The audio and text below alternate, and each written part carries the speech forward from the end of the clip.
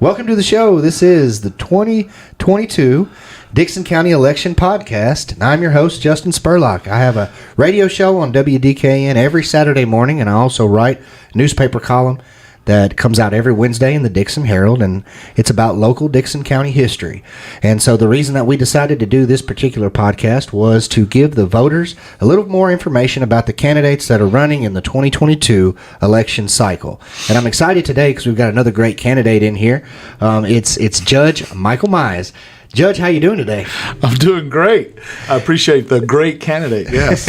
All right. Every one of our candidates is a great candidate because we're all from Dickson County and everybody here's great, right? That's right. I've really enjoyed getting to do the show here, and I think out of all the candidates that I've interviewed, I think I might have known you the longest. We go back a long way. Yes, we do. And so I'm excited about that. But so I want to ask you all about what you're running for, and we'll get into the details of all of that. But usually we start off the podcast by just taking people back down memory lane a little bit. And I want you to tell the voters, the people who are listening, just a little bit about your background. And you can go all the way back to the beginning and tell me your earliest memory, or you can start wherever you want. I was born by the river. Start there. In a little tent. That's right.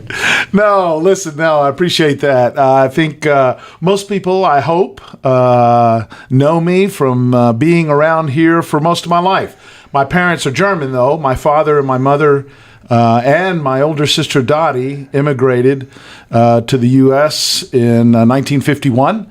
They actually came through Ellis Island, got there on a Friday, and were processed on a Monday. My father was a musician, actually. He was a musician in the German Navy during World War II.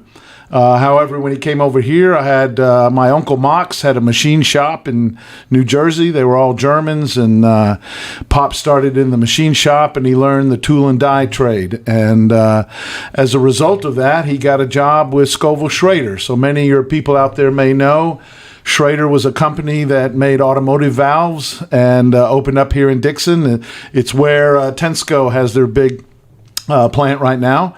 So Pop got a job with Schrader, and we moved down. I was born, my older brother Herbie, who's just retired from teaching, was born in New Jersey, and I was born in New Jersey. And I was 5, though, when we moved down here to Dickson. So I pretty much grew up in Dickson. We moved down here in 1964. As I said, I tell you, it is the most wonderful community to grow up in. I was raised not only by my folks, but by all the great folks around here. And, went to the school system here. I graduated in 1976. The spirit of 76. So a shout out to all you out there who are classmates. I thought we had the best class that there was. After graduation, I went to Austin Peay State University. Always wanted to be a band director, and I got my Bachelor of Science degree in music education at Austin Peay. I was a clarinet major. My father was a clarinetist. He actually taught me the clarinet before I even started in the school system. The clarinet paid for my bachelor's. And then, as I said, I graduated from Austin Peay in 1980, married the joy of my life, Cindy Freeman, who many of you know out there was the choral director at Dickson County High School for 45 years. And after I graduated, I actually taught 1 year at Clarksville Academy, a private school, and then from there went to McEwen. There was a band director there by the name of Jeff Schletzer, who I went to school with at Austin Peay, and Schletzer got a job with Father Ryan, actually, and he called me up, and so there was an opening, and I went to Humphreys County. It's kind of interesting. I actually started teaching in McEwen the very year that the Humphreys County School Board had consolidated McEwen with Waverly High School, and that little town fought very hard for keeping their school. And I actually started band camp with a band that wasn't supposed to be existing, but they took it to court and they won. I taught in McEwen elementary music half the day, and then band and choir from 1980 to 1985. Many people out there may remember David Brock was the assistant band director for Robert Johnson, who was my band director when I went to Dixon County High School.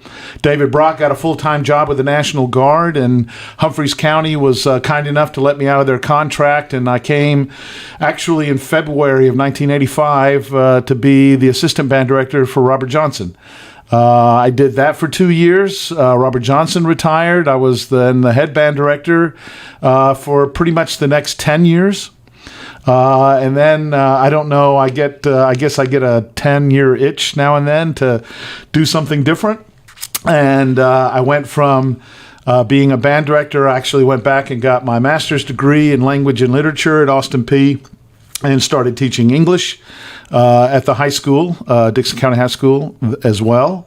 General music and English. And then long about 2003, I got the itch to get my law degree, and I went to the National School of Law in 2003 and graduated in 2007.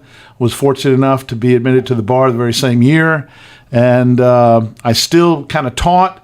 At that time, I also were taking appointments from the Court of Criminal Appeals. So I started doing appellate work while I was teaching, which worked out well. It was mostly doing the research, writing the briefs, and only having to argue at one time. And then from that, actually, then went out, finally left teaching for a while and went into a solo practice, mostly criminal defense. I'm not a great business person, I have to say. I'm kind of a sucker, and I wouldn't take my money up front a lot of times. And so there was an opening at the public defender's office. And I then thought, hey, I can do criminal defense, and I don't have to worry about collecting money. I could get paid by the state. And so I started working for Jake Lockhart, who, of course, is the current public defender. I don't think he's running again. I think it's Matthew, and I can't think of Matthew's last name. But anyway, so I was an assistant public defender for about a year and a half. And it was really during that time that, people would come up to me and say, well, Michael, how can you defend those people? And I said, those people are all of us. And most of the time, they're struggling with substance disorder or mental illness or both. And, that doesn't just happen when a person turns 18, all of a sudden they're an addict, or all of a sudden they have a mental illness. Most of the time it occurs early on. And that's when I really got the bug to run for the juvenile court, because that's what the juvenile court is all about, trying to help those so that they don't need a public defender later on. So in 2014, I ran for the judge of the juvenile court. At that time, it was juvenile and probate court, and was fortunate enough to be elected to the position, and I've been there ever since.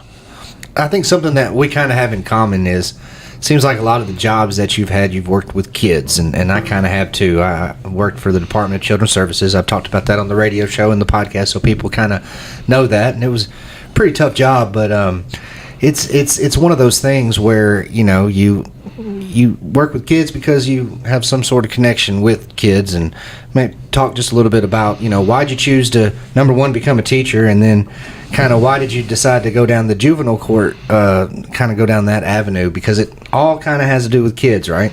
No, you're absolutely right. It was so funny when I first got my law license and I started taking appointments, even here locally.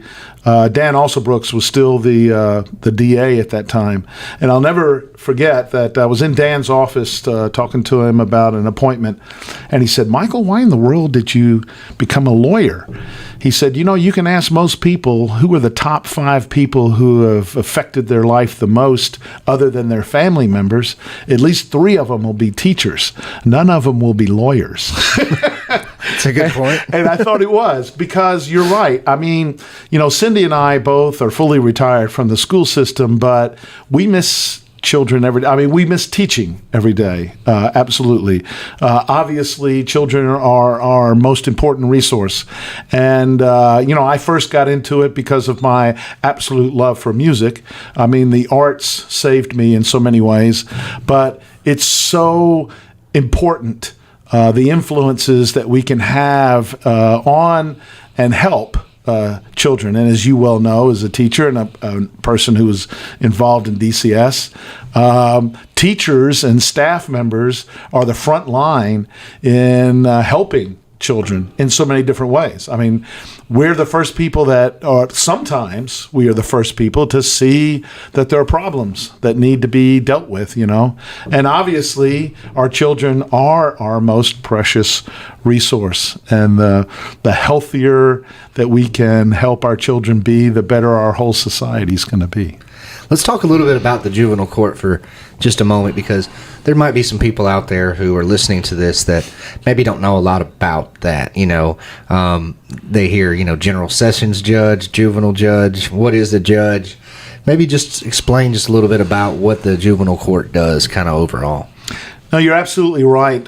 So many people view the juvenile court, and I understand this. I mean, people who aren't involved directly with the system, but they think that it's just about bad kids. And that's just absolutely not the case. The juvenile court, really, you can divide into two major areas. On one side of the juvenile court, you have what we call the juvenile justice side. That's dealing with delinquencies, unrulies, and truancies for the most part. On the other side of the juvenile court, that's the dependency, neglect, and abuse sides. And those are the sides, of course, as you know, that involve the Department of Children's Services. But often, too, we have a lot of cases that, it's not custody cases necessarily, but pro se and private cases, where relatives might come in because they know that the parent of a child is suffering and they need to help that child to be in a safe and stable place. But so the juvenile court system is very complex in the sense that it's not a simple way of looking at it where it's just a bad kid. Because first and foremost, when children come before our court, it's not what's wrong with the child. It's more like what's happened to the child or what's happening to the child. Because so often, even in cases of delinquency, and delinquency, by the way, is any kind of crime that would be a crime if the child were an adult. So there's anything from shoplifting up to, assault or whatever the case may be. Unrulies are those particular cases where the child has done something that would not be illegal if the child were an adult, but is not, since the child is still a minor. And then truancies, I think most people out there know that truancies are those, cases where the child has not been going to school and we have problems there. And in fact, I'll tell you that many times truancies actually lead us to dependency and neglect too, because a lot of times truancies are a result of something happening in the family or not happening in the family that we want to go in and try to help out. Which, as you know from being with DCS, I mean, I try to convince people, we're all about getting help to families.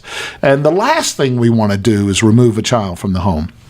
Sometimes it has to be done because, for the safety of the child, if it's an immediate danger. Which kind of, like I said, leads us to the other side of the juvenile court, which really deals with protecting children. But it deals, again, with helping families. Obviously, the best place for a child to be is with the child's parents. But if that's going to be in a dangerous situation, then we got to try to help. One of the phrases that I use often in court, and if any of the attorneys who work in my court are out there listening, you're going to laugh at this because you know this so much and so well, but it's safe, stable, and nurturing. I'm also a trained ACEs presenter, which is Adverse Childhood Experiences, and I got that from the end of the presentation. It says that's our goal. Our goal is to look for safety, stability, and nurturing. If we can get those three things in place, then we can keep children safe and happy. It's kind of like you said, too, that you alluded to. When people think of the juvenile court, I think they a lot of times think of, an unruly young man or young lady who's done something like, maybe gone out here and committed some sort of crime, shoplifted, vandalized, done something along those lines. And so instead of going to, adult court, they go to the juvenile court. But it's like you mentioned, it's really much deeper than that. Could you give us maybe a few examples? I know we can't talk about specific cases, but just for somebody who's trying to get an idea of what you're talking about, maybe just some specific cases, some things that you run into, maybe some of the more frequent things that you run into. That's a really good point because, it's important to understand that consequences for your actions are extremely important. And, as far as, you can kind of look at it as punitive and restorative. Yes, punishment is important, and it's important that you suffer the consequences of your action. But it's even more important to figure out why that action even occurred. Why did that happen, for example? And I've had several examples of cases where children have been charged with some pretty serious stuff. That even involves attacking and assault and so forth. But we also come to learn that the reason for that was because of a lack of medication or the wrong medication, or I remember distinctly just a couple of years ago, there was actually a tumor, a brain tumor that was occurring. And through the evaluation, I'll never forget, this parent was explaining to the court that her child was having these kind of episodes that started first. They were just like a couple of seconds and then a few minutes. And then as days and months went on, they became more and more. And the child, had an evaluation. We ordered an evaluation, and it was Vanderbilt actually that through a scan realized that there were some problems in the brain physically. So sometimes it can be a physical thing. It's really about trying to find out why that occurred and what can we do to help it. Yes, punishment, but more importantly, restoration. Take me back through your motivation to run for this office originally, because I know it's been a while now. You've had some experience in the seat for quite a bit of time. But take me back in time, back to when you were originally deciding to run. And I know that you kind of already mentioned, that your background in teaching, and then you had gone to Nashville School of Law, so you had that sort of background, and so it all kind of connected. But, anytime you run for office, it's a tough decision, and you got to put a lot of time in and money and just into running. And then once you get the job, it's usually not an easy job. But talk to me just a little bit about your motivation to run back then when you originally, ran for this office 8 years ago.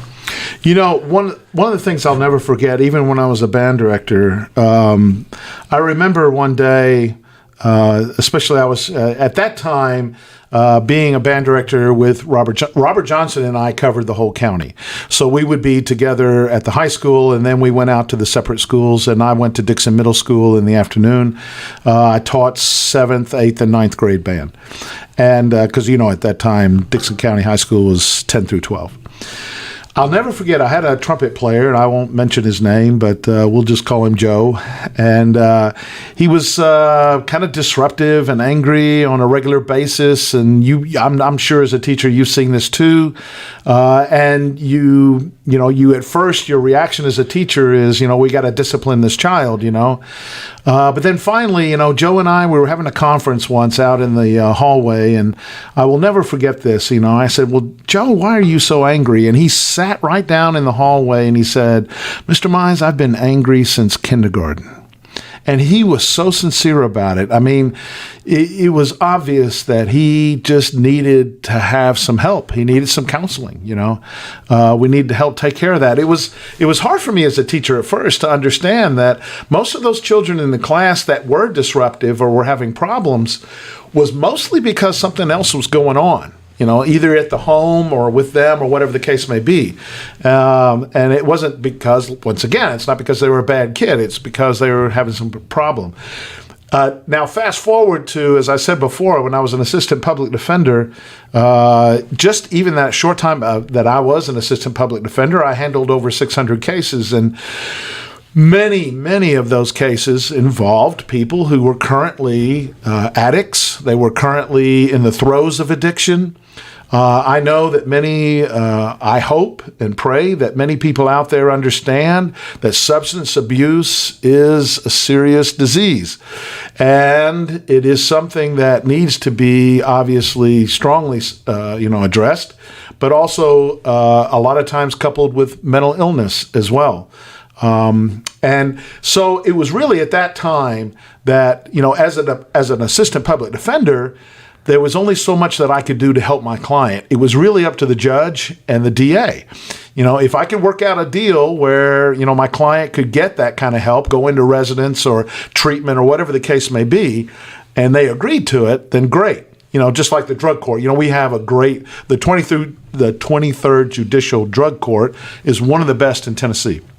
And so that's when I decided, if I were to run and be elected the judge of the juvenile court, well, now I have the ability to be sure that that person does get the kind of help that they need, and that hopefully we can restore that person once again to a healthy, happy life. My next question is about qualifications, and I think at this point in the interview, you've done a really good job of explaining your background, your professional, life, and the different jobs that you had leading up to this that may have qualified you for the position. So I think where I'd kind of like to angle this next question is more about your personality, because I often say all the time that you could have somebody that has a great resume to be a teacher, but if they don't have the right sort of personality, sometimes it just doesn't work out, right? So you got to have that personality characteristics about you that can maybe make you the right person for a particular job. So talk to me just a little bit about yourself and your personal characteristics that might qualify you to make you a good juvenile judge. When I was in the ninth grade, I had a teacher, Donna Huckabee, and people out there may know her as Donna Reagan. She's one of Dale's sister. She taught math in the 8th grade. I had her for math, even though she wasn't certified in math, but she was a great math teacher. And then my 9th grade year, she taught speech. I had her for speech. And I will never forget, and then she went on actually with a great career with Opryland. She was a great performer as well.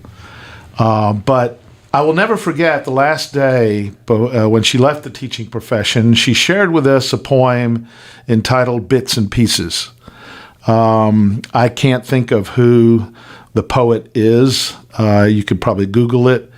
But in essence, the poem says that we are made of the bits and pieces of everyone who have touched our lives. I am a product not only of my parents, but of this community. So many in this community touched my life in so many different ways, not just teachers.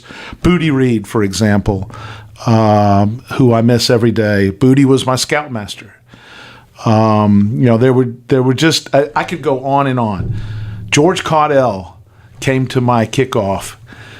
George Caudell, going back to what Dan Alsobrook said, you can name, 3 of the 5 would be teachers.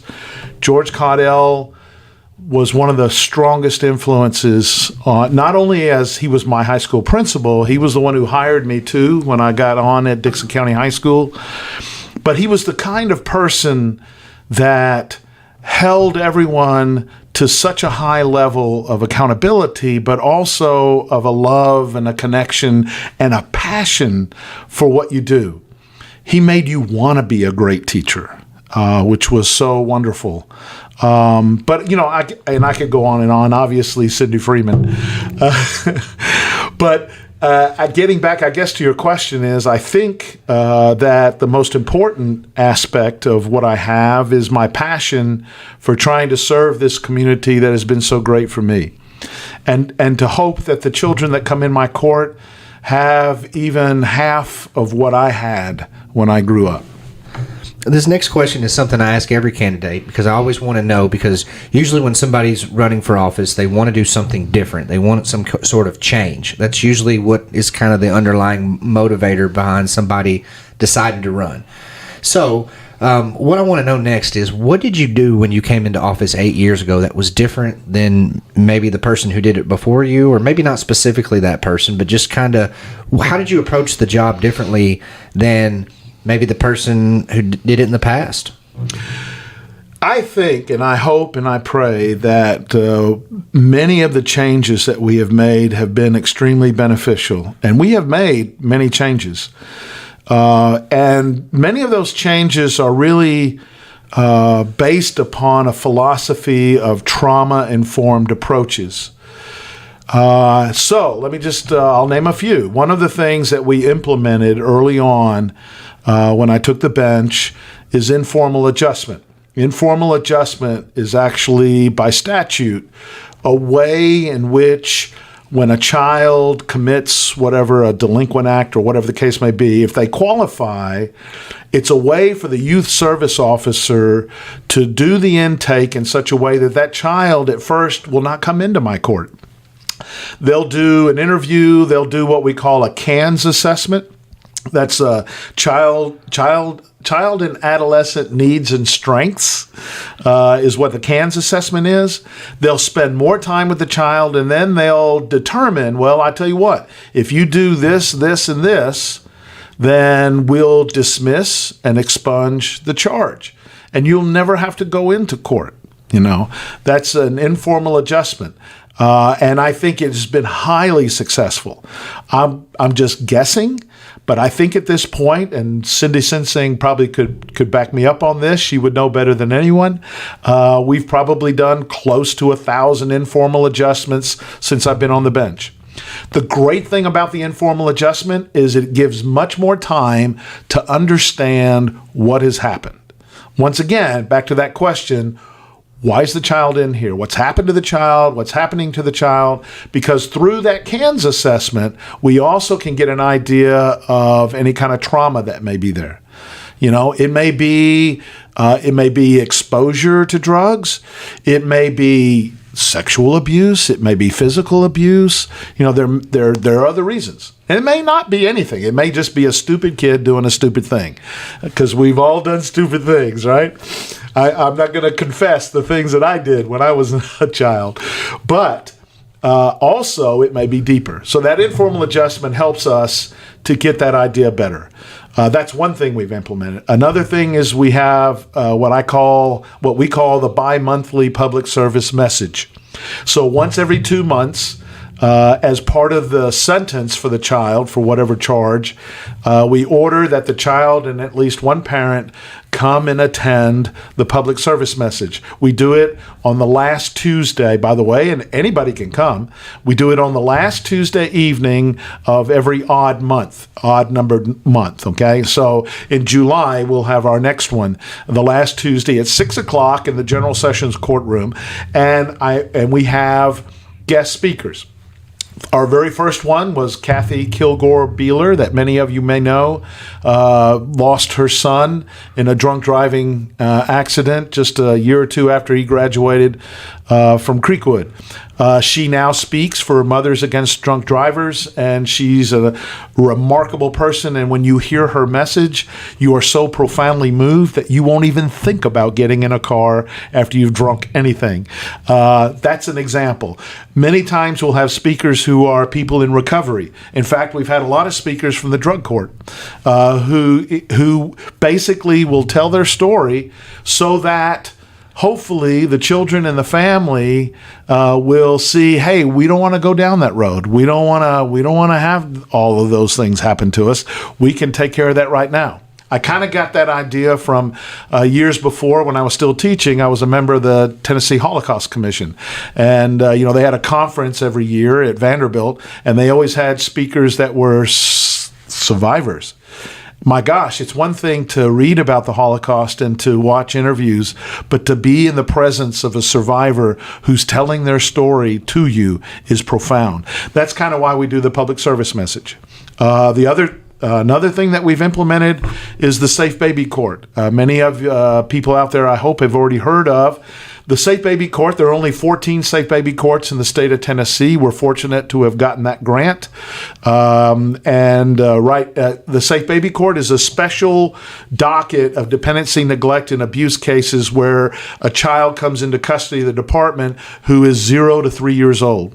And what makes it so wonderful is that we understand that the most crucial time for brain development is in those first 3 years.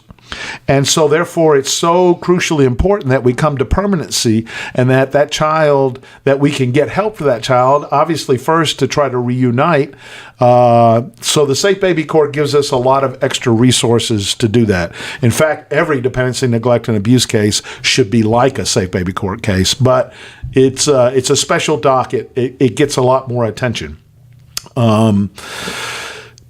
Those are the main. CASA. That was something too, that after I took the bench in 2014, Megan, I still call her Megan Frazier, though I think it's Megan Grosvenor. Many of you out there know, and Megan, I apologize if I messed that up. Megan came to me. She works as a lobbyist up on the Hill, and said, hey, you know what? This CASA thing's a great thing. We need to implement that.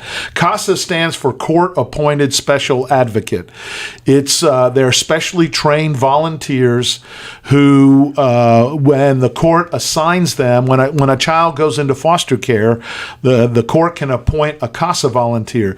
That volunteer is going to come in and be an extra set of eyes and ears and be absolutely sure the child is getting everything that the child needs, and submits a report to the court, which helps me tremendously. They make sure that DCS is doing what they're supposed to be doing, that they make sure that the child is getting everything that they're supposed to get, and that the case is moving the way it's supposed to move. It's just another group or another person for me to be able to go to in our review and say, well, how's it going? So CASA has been great. And in fact, we have now, I think, over 20 volunteers. And in fact, our CASA program has now become the umbrella for a new CASA program in Stewart County. And I think they're fixing to start a CASA program in Hickman County. Wow. Yeah, and I'm glad you explained that, because I know a little bit about that, but it's something that I don't think the general public has a lot of information on. So I appreciate you explaining that and coming with all those details. One of the main reasons we did this podcast was just to give people information. And so I'm glad that you're helping us do that.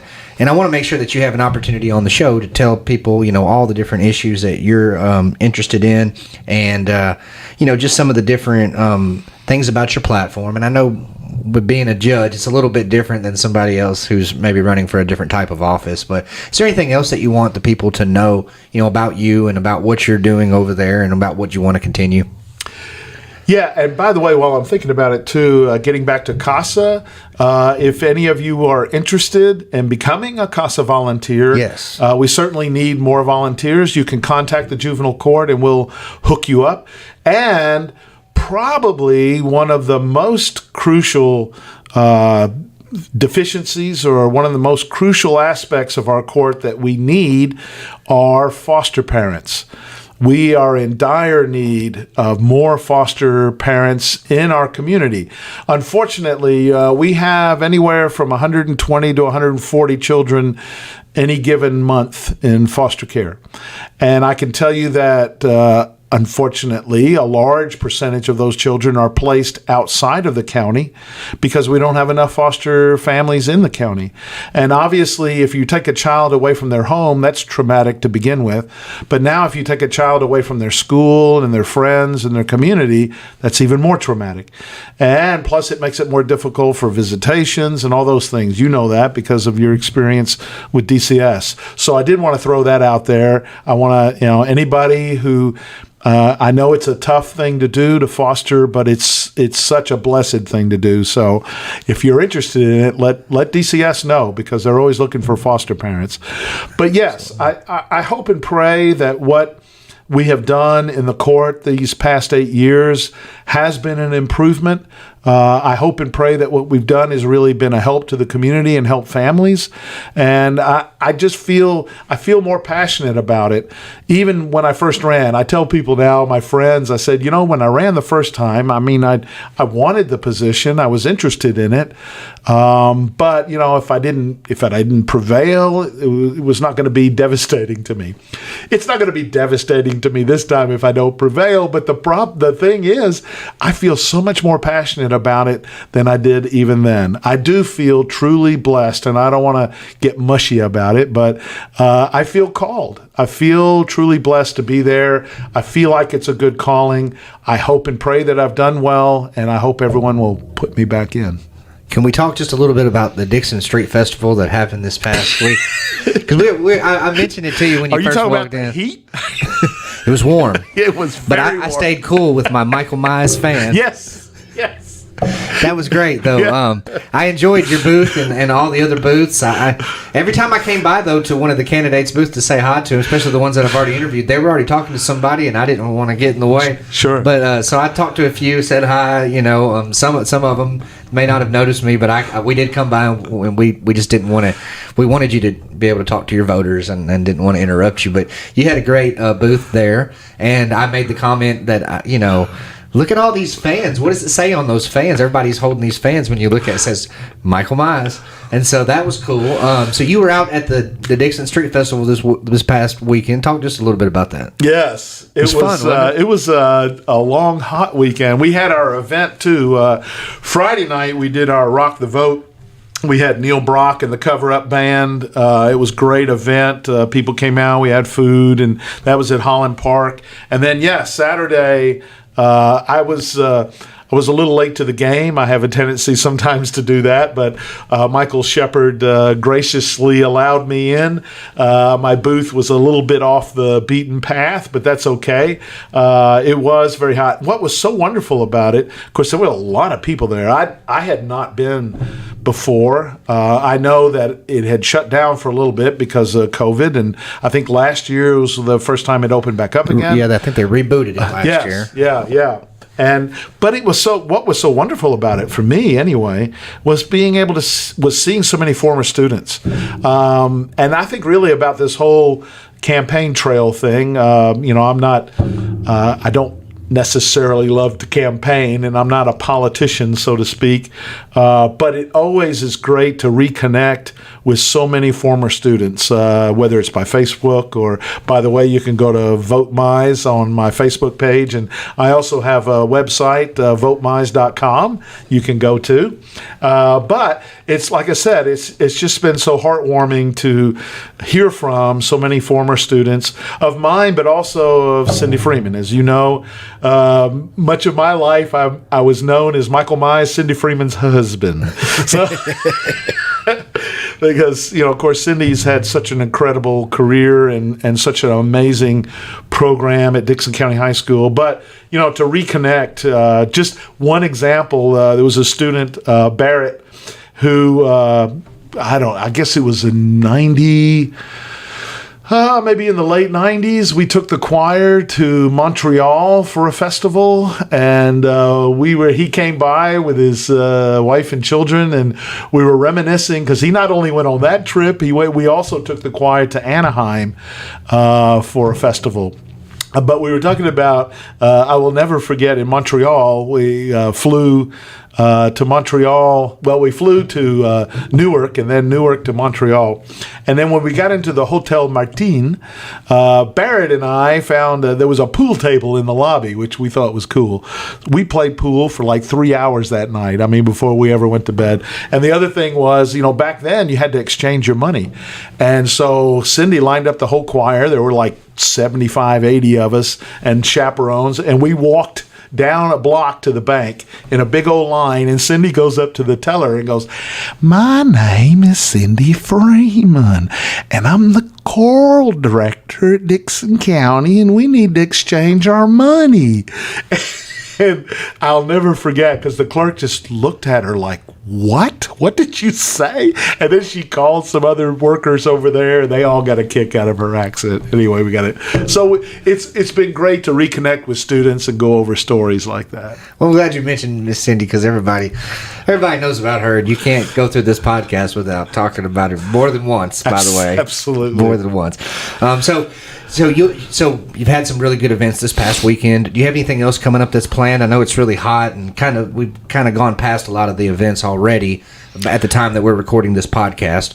But anything else in the pipeline? Well, I know the next big thing coming up is Cumberland Furnace has an amazing fireworks display and program on the 4th of July. So I'm assuming it's going to be Monday. In fact, I did see, I shared it. I'm learning these phrases like sharing and posting. And so I shared that particular thing. So that's going to be the next big thing is I'm going to go with my fans to the 4th of July in Cumberland Furnace. It's a great community. And I first learned about that back in 2014, but they put on a really amazing fireworks show. There's some great ones. I think I might have heard somebody tell me White Bluff was having one too. There's some good 4th of July stuff coming up, and then Burns is having a barbecue bash at the end of July. So, all right before the election, I guess. So Cindy said to me, speaking of Cindy, she said, now, because, as on the campaign trail, it's all breakfasts and barbecues and everybody's having food, and she said, now, Michael, remember in 2014, you gained about 20 pounds. You don't have to eat everywhere you go. So I'm trying to lose that too. You got it. Well, I mean, it's hard to say no, right? Because you want to be respectful, so you got to eat. So it's going to happen, but hey, at least lots of barbecue. Somebody's trying to keep you in line, huh? Yes. Well, speaking of Facebook, I want you to give out your contact information, and I want to let everybody know when you walked in here, I said, hey, you got a good Facebook page. You got a lot of followers. I have a lot of followers, but you have a lot of followers, and you looked at me and you said, I don't even know what that means, Justin. Yes. Shout out to Tristan McClure, who has been such a wonderful help to me. And he kind of manages my Facebook page because I'm not a Facebooker or social media person. And actually, I think they even attached it to not Snapchat, but Instagram. Okay. So I have an Instagram too. Good. Did you know that? I did not. I did. I found your Facebook page. Okay. And I tried to reach out to you there. I don't know if it made its way to you, but you found me one way or another. I'm learning how to check those things, yes. Well, and I also have a website, votemise.com, but my Facebook is Vote Mise, and I think my Instagram is the same. I haven't really explored it too much. You can actually go to my website, votemise.com, and donate if you'd like. Okay. Yes, we even have the ability to donate with a card, nice. Which was something new, yes. Interesting. But, yes, and obviously I maintain a law office.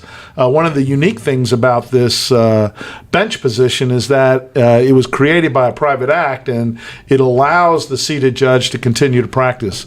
However, I can tell you that the duties at the juvenile court have become so overwhelming that it's really hard to maintain a practice while doing that. The load has increased immensely since I've been up there. I think mostly because of just the population of the county and substance and COVID, and that could be a whole podcast in itself. But I do have a law office, the law office of Michael Meise, and you can email me at mmeise at meiselawoffice.com. So that's mmeise at meiselawoffice.com, and my law office is 615-441-5599.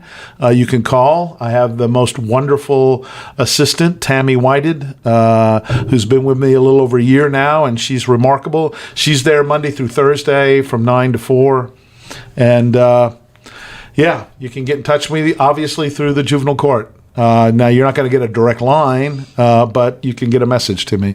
And I promise you, Mr. Spurlock, I will start checking my messages on Facebook as well. Well, as long as you got somebody helping you check them, that's all you really need, right? Yes. Well, that's good. Here's my favorite part of the show. Right before it ends, I always like to ask the candidates to give me their 60-second or 30-second elevator pitch. I had a boss one time that made me do this, and she would stop you too when you were just walking to the cooler or going to the bathroom. You'd say, hey, give me your 60-second pitch. So you had to be ready at all times. And ever since then, I always thought it was a kind of a cool thing, to kind of condense down a big message into something kind of small. And I know that as you're probably, it's tough to do that, right? But could you say, let's say I run into you on Main Street at the next festival or whatever's going on, and we've only got a minute here, and I say, hey, Mr. Meise. Haven't seen you in a while. Heard you're running for juvenile court judge. Why should I vote for you? What would you tell that person? My phrase, my slogan, you may have seen, is "Stay wise, vote Meise." When I originally started in 2014, it was "Be wise, vote Meise." And the reason I bring that up is because I think wisdom is an important part of trying to be a good judge. And I believe when I first started on the bench, obviously there was a lot for me to learn. There is still a whole lot for me to learn, but I believe I have learned a whole lot also in those 8 years. I think that the reason that you should vote for me is because I have learned so much in that position. Secondly, because I'm so passionate about it, because I am so vested in being sure that we help families as much as we can, and being sure that our children are safe, stable, and nurtured. So I think that staying wise is the good decision, because I hope and pray that people think that it's working. Well, let's close out here. On the way out, let's tell people, first off, your name, what you're running for, and then maybe who's eligible to run for, who's eligible to vote for your particular office. Is it all of Dickson County or just a part? And then maybe any other message you have for the voters on the way out. Sure. Once again, my name is Michael Meise, and I'm running for re-election as the juvenile court judge. My jurisdiction is all of Dickson County, so any registered voter, and by the way, deadline for registration to vote is July the 5th. So if you haven't registered to vote, you got to be sure to get registered by July the 5th.